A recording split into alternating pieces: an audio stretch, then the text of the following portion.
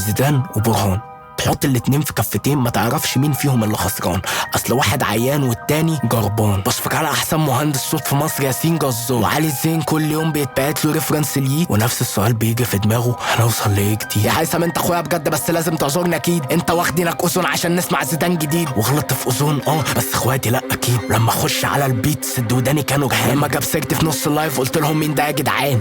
كيكس قالك بلاش منه ما نعرفش يعمل فينا ايه ده يا جدعان. استعين بالله على دك الكافر اللي بعت ست ريكوستات لصاحبتي اتجرمت معدومه من الاخر. يا دي اوشا الحق اهرب عندي الستة، اصل انا جاي اصفي ومسخن العده. يا ستان بطل تقول علام احنا مش في درس جغرافيا، اوف شبرا بيكون مافيا قطع بوستارة طول فاضيه. مش عيب لما تتهان وتسكت للشاب بودي، الشاب ده ما شاء الله بس كوتي كوتي. ونفس البت اللي برهان معرفش يشقطها، ثابت زياد زيدان عشان مش قادر يظبطها. وسامع تقطيش كلام ان بيجيبوا 7-8 في الاستوديو عشان يكتبوا للشاب زيدان. انا مستني منه ترند وانا عامل البوم يجن، ومعايا كليبايه طرش ومنزل جحيم في الهند عليك. انا اول مره شفتك فكرت ان طافي النت، وان الديناصور بيتنطط زي العجل.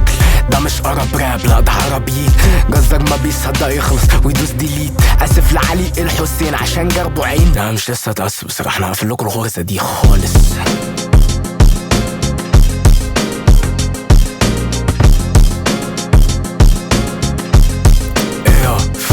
مستغرب اوي من هيثم عشان سعره عالي وانت برخصة، يمكن ده السيت كيكس عشان سمعت جنبه زوزة. يا دي نوخة انت رابك وحش وسطينا نكتة، وقام استريم نكت المتابعين تعلي واحد مش شاب زوزة.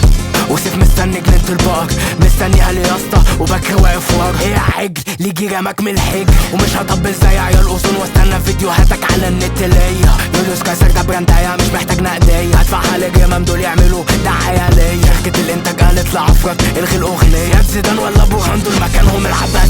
تعالجوا حبة من السرقة عشان دول حرامية، ومن كتر السرقة كتير قالوا ان المزيكا نفسي اقول للفان عمر كبرى يمشاه، واللي رايح أذون ما ياخدش صاحبته معاه. وتلاقي صاحبة نورهان بتكلم زيدان، وتلاقي صاحبة زيدان بتكلم نورهان. وإن فرضنا إني كلمت المصنفات، لو جم أذون استوديو هيلاقوا كام كيلو مخدرات.